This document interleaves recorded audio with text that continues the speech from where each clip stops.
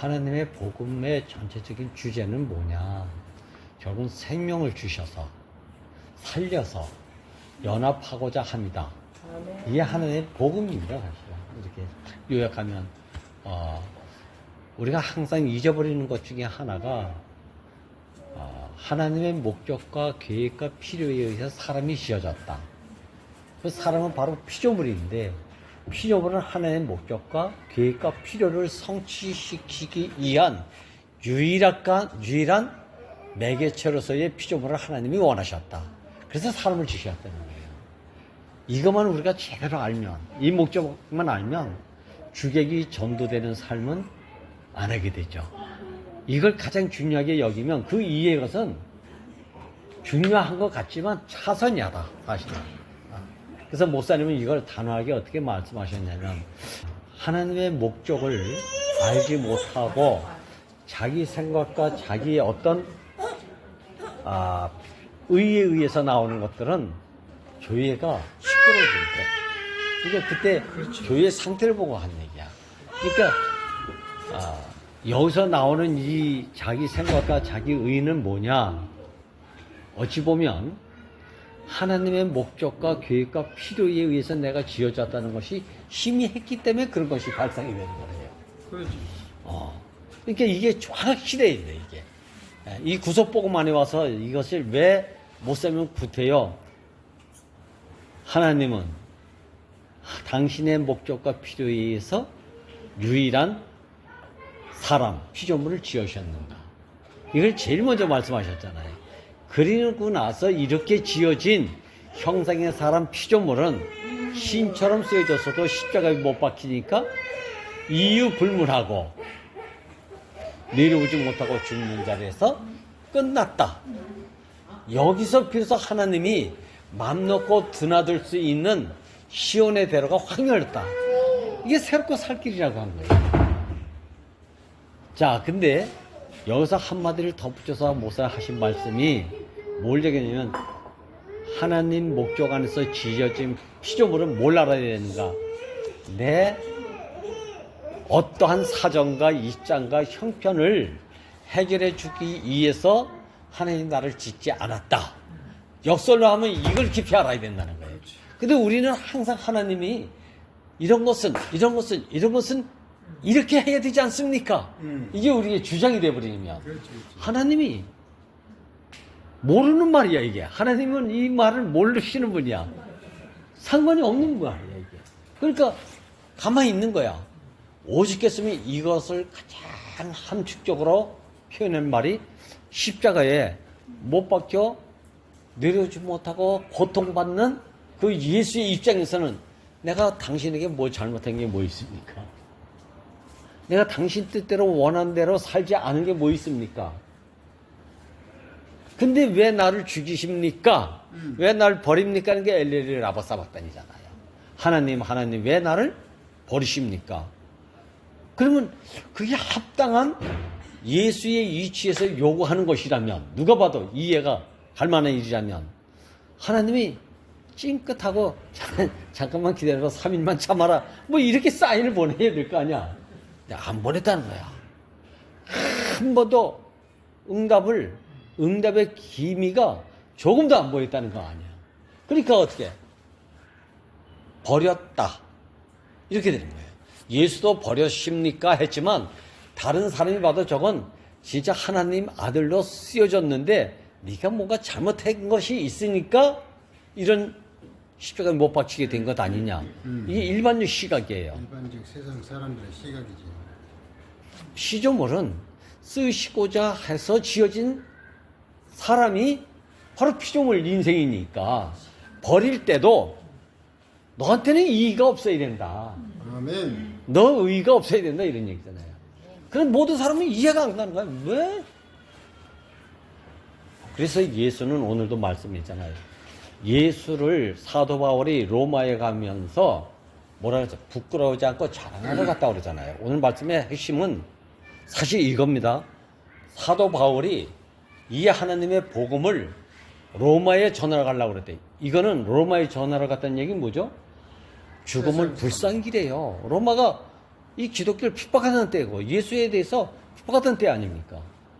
그런데 여기 로마에 가서 이것을 전하려고 하는데 부끄러워하지 않았다는 말을 왜 했을까? 모든 사람이 예수를 알지 못해서 부끄러워했다는 거예요. 부끄러워했다.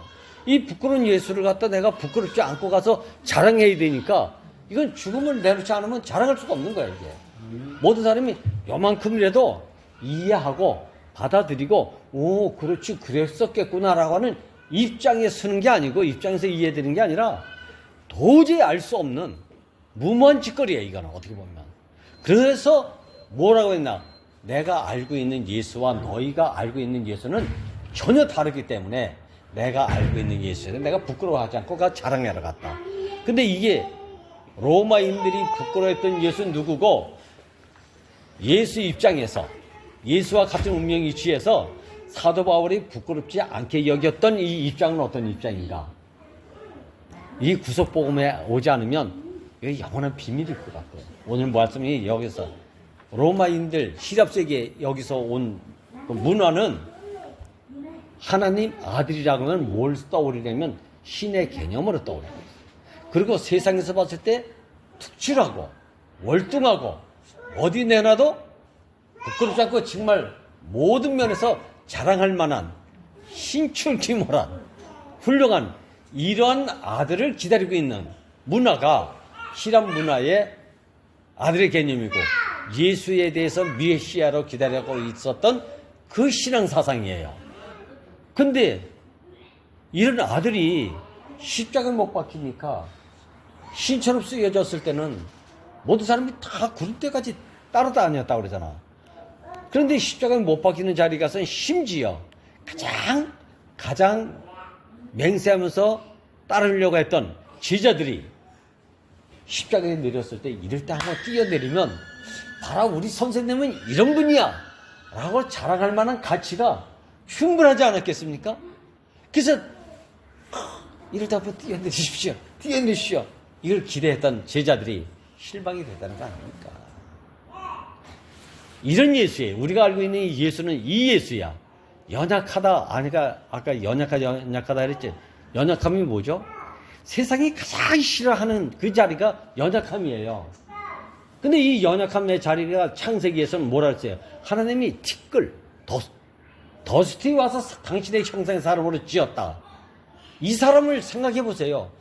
좀 신처럼 쓰여졌다가 조금이라도 신처럼 쓰여지지 않는 자리 가면 너 같은 그런 자리에서 무슨 메시아가 나겠느냐. 이런 얘기 들을 수밖에 없는 그런 자리라니까. 진짜 하찮은 자리. 오늘 말씀이 그거예요. 그런 세계의 예수를 모두가 다 부끄러워하는데 나는 그 자리에서 내가 구원이 됐다. 야, 이걸 자랑하러 가려고 하는 거예요. 이걸 자랑. 여러분들이 다 알지만 사도 바울의 복음 중에서 가장 핵심은 유대인은 표적을 구한다고 그랬잖아요. 왜? 예수를 통해서 그런 표적만 보고 좋아했었던 하나님의 아들은 이런 사람이 되지 않느냐. 이거 기다리고 있었던 거 아닙니까? 우리도 지금 지식으로 머리는 그렇지 이렇게 생각해요. 근데 그런 사람이 현장에 실제로 나타나 봐요. 뭔지 모르게 고개 돌리지 않습니까? 근데 사도 바울은 여기서 이걸 끄집고 있잖아요. 지적하고.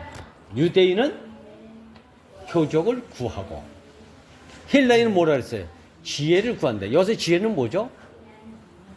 자기들이 추구하고 있는 철학적, 신학적 지식 안에서의 지혜를 구하는 사람들이란 말이에요.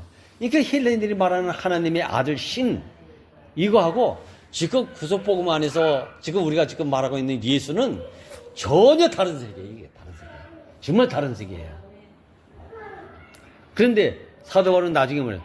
구원을 얻은 우리는 십자가에 못 박힌 예수가 우리에게 능력이고 구원이고 의라는 얘기를 여기서 하는 거예요. 이걸 자랑하러 가는 겁니다. 이거죠. 그러니까 유태인과 헬라인들이 원하고 있는 예수를 자랑하러 가는 게 아니라 전혀 다른 십자가에 못 박혀있는 예수가 우리의 능력이고 이게 의이고 이게 지혜고 이걸 자랑하러 간다고 했으니까 그 시대에는 받아들일 수 없는 일이란 말이야. 지금 이 시대에서 우리가 십자가의 마음밖에 내려오지 못하고 이걸 우리가 아주 지금 선포하고 있지만 이걸 선포하는 건 지금 종교를 지켜주고 보호할 만한 국가가 있기 때문에 이 말도 우리가 지금 자연스럽게 하는 겁니다. 이게 대한민국 법에 우리 감사해야 돼요. 무슨 대한민국 정부에 대해서 감사해야 돼. 내 나라는 여기에 속하지 않았지만 이 나라가 지금 이런 것을 선포해도 놔두잖아. 자유롭게. 로마 시대 같은데 안 됐잖아 이게. 이건 생명을 내놓고 하는 얘기예요. 지금 이 시대는. 하나님의 복음은 절대로 내 요구와 필요와 기대가 충족시키기 위해서 하나님이 나를 지으신 것이 아니다. 절대로 없습니다. 그런데 그럼 뭐냐 사람은? 이 질문에 우리가 답을 해줘야 돼요. 근데 이렇게 쓰여지면 그래서 죽어도 여한이 없다라는 간증을 하게 되는 거예요. 참 이건 여러분들 다 경험하고 있을 거예요. 사소한 일에 뭔가 자꾸 끌려 들어가는 게. 그래서 제가 언젠가 작은 여관 농장을 망가뜨린다고 그랬죠. 우리 안에 아무것도 아닌 것 같은데 여기에 자꾸 뭔가 끌려 들어가는 게 있어. 우리가 네가 진짜 하나님 아들이라면, 네가 진짜 참 구속복음만 해서 은혜를 입은 자면 이렇게 살아야 되지 않냐, 저렇게 살아야 되지 않느냐. 이 요구가 항상 있지 않습니까? 그 당시도 마찬가지야. 네가 하나님 아들이라면 이렇게 해줘야 되지 않느냐. 이게 우리에게 항상 우리에게 들어와요, 시험이. 자, 우리는 그러니까 우리 문제를 해결해 주시기 위해서 하나님이 오신 것이 아니다. 나를 지은 것이 아니다. 이거 절대로 잊지 맙시다. 정말요. 아, 하나님은 내 필요와 내 문제를 해결해 주기 위해서 오신 분이 아니라 당신 궁극적으로는 아주 궁극적 하나님 문제를 해결하기 위해서 사람을 지었다. 왜? 당신 스스로 표현할 데가 없으니까, 나타낼 데가 없으니까, 생산될 데가 없으니까. 그래서 농부가 흙을 찾아온 것처럼 농부가 흙의 문제를 해결해 주기 위해서 그걸 찾아온 게 아니라 당신의 생명 번성을 충만케 하기 위해서 찾아오신 거예요. 그러니까 농부의 목적이지. 사람을 찾아오신 것도 내 지은 목적도 당신의 문제를 해결하기 위해서 사람을 지었다. 이거 알면 다 되는 거 아니겠어요? 근데 우린 지금 뭐야? 사소한데. 저도 마찬가지야. 나도 모르게 이런 걸 알았음에도 불구하고 현실적으로 딱 오면 하나님 뭐 이런 건 좀 이렇게 해주셔야 되는 거 아닙니까? 한 번 여기 끌려들으니까 계속 그거 끄집어 당기는 게 뭐야? 물신 작전 쓰는 사탄의 속성이 그거 경험하지 않습니까? 우리 안에서. 한 번 물리면 계속 물려 들어간다니까 이게. 그래서 있어도 나와 나는 상관없는 것처럼 살고 있어요. 동산 안에 생명나무와 선악을 알게 하는 나무가 있는데 한번 얘기했죠. 선악이라는 나무를 벼버린 게 아니라니까. 있는데 상관없는 자리를 위치를 회복했다. 애굽 땅을 멸한 게 아니잖아. 애굽 땅의 사람들을 놔두고 출애굽했다. 위치 이동이야. 위치 이동. 이것을 내 있는 자리에서 무슨 문제가 해결되고 이런 게 아니고 있어도 상관이 없는 이게 바로 위치 이동이잖아요. 이 운명적인 위치에 선악이 절대 안 없어집니다. 선악 나무 살아보세요, 여러분들이. 절대 안 없어져요. 항상 있습니다. 근데 중요한 건 뭐냐? 있는데 내가 영향받지 않는 곳으로 자꾸 옮겨져 가. 이게 진정한 승리죠. 없애는 게 아니고 문제를 없애는 게 아니고 있는데도 영향받지 않는 세계. 이게 참 승리의 세계고 위치 아닙니까? 난 여러분들이 이렇게 살길 바라요. 그래서 진동치 않는 나라야. 내가 지난 수요일 날도 간증 듣고 너무 좋아서 글 썼잖아요. 꽃잎은 어느 누구의 방해받지 않고 흔들림 없이 폈다가 지기를 원한대요. 근데 바람은 가만 놔두지 않는데 항상 불어서 흔든대. 열매는 향기로운 열매로 성숙되기를 원하고 있지만 바람은 가만 놔두지 않는데. 근데 나무는 뿌리를 깊게 박는다는 거 아니겠어요? 이거 흔들림에 영향받지 않는 나무로 굳건히 쓰는, 오히려 바람을 역이용해서 굳건하게 쓰는 거 아닙니까 이게? 자, 우리 진동치 않는 나라. 이 얘기를 왜 하지?